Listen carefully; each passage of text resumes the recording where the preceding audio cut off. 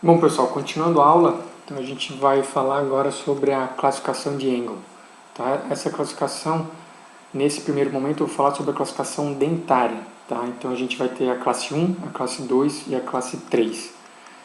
Então essa classificação foi realizada para proporcionar então, um meio de comunicação inteligente e de fácil compreensão entre os dentistas. Então quando a gente fala classe 1, classe 2 ou classe 3 dentária, a gente já sabe exatamente como é que está a posição aí desses dentes. A classe 1 é quando o molar, o primeiro molar superior, na verdade, e inferior, eles estão na posição correta. Tá? Isso significa que a cúspide mesiovestibular do primeiro molar superior vai ocluir exatamente no sulco do primeiro molar inferior. Então essa posição dos molares ela está correta, seria a classe 1. Geralmente as características dessa mordida é o quê? Uma harmonia entre as arcadas e às vezes pode ter algum tipo de apinhamento na região anterior. Tá? Então aqui na figura a gente consegue visualizar exatamente a oclusão da cúspide mesiovestibular do molar superior no sulco do molar inferior. Tá? Então os dentes aí estão bem encaixados. Já a classe 2 é quando essa cúspide mesiovestibular do primeiro molar superior ela está ocluindo mesialmente ao sulco do molar inferior. Tá? Nesse caso, geralmente os dentes antero-superiores vão se posicionar fora da sua posição habitual. Então vai ter uma posição diferente na região anterior. Tá? Em consequência dessa relação desses molares em classe 2. Então aqui na imagem a gente pode perceber, que a cúspide mesio-vestibular do primeiro molar superior, ela realmente está ocluindo mesialmente ao sulco do molar inferior. Tá? A gente vai ter classe 2, divisão 1. O que significa divisão 1? Que os incisivos superiores eles vão estar vestibularizados. Então é geralmente aquele aspecto de dentuço do paciente. Tá?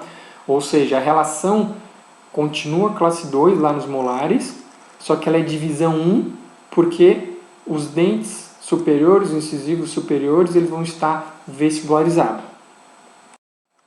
A gente também tem a classe 2, divisão 2. Tá? Agora, nesse caso, os incisivos centrais superiores eles vão estar lingualizados e os laterais superiores vão estar vestibularizados. Mas a relação lá no molar continua sendo classe 2, ou seja, a cúspide mesiovestibular do primeiro molar superior está ocluindo mesialmente ao sulco do primeiro molar inferior. E nesse caso da divisão 2, então os incisivos centrais estão lingualizados e os laterais estão vestibularizados. Já a classe 3, a cúspide mesiovestibular do primeiro molar superior, ela vai ocluir distalmente ao sulco mesiovestibular do primeiro molar inferior. Tá? É aquele paciente que tende a ser um pouco mais queixudo. Tá? Essa é uma classificação dentária. Depois a gente tem a classificação de Engel, só que ela é esquelética, que ela também tem a mesma nomenclatura, classe 1, 2 e 3. Mas aí não tem a ver com a posição de dente, e sim com a posição de maxila e mandíbula em relação à base do crânio. Então, se a gente pegar a primeira figura ali da esquerda para a direita, a gente vê que o paciente ele é uma classe 2. O que significa isso? O paciente tem a mandíbula mais retruída, é o retrognata, então aquela mandíbula dele é mais para trás, é um paciente sem queixo, na verdade, tá? E que a mandíbula ela está mais retruída do que a maxila em relação à base do crânio. Já na figura do meio, a gente tem um paciente com um padrão esquelético tipo classe 3, que é aquele paciente então que tem um queixo um pouco mais proeminente. Ou seja, a mandíbula dele cresceu mais que o normal. Tá? A mandíbula dele está mais para frente, então é um paciente que a gente chama de prognata, que tem um prognatismo em relação à maxila e à base do crânio. Tá? E a classe 1, então, é essa imagem da direita.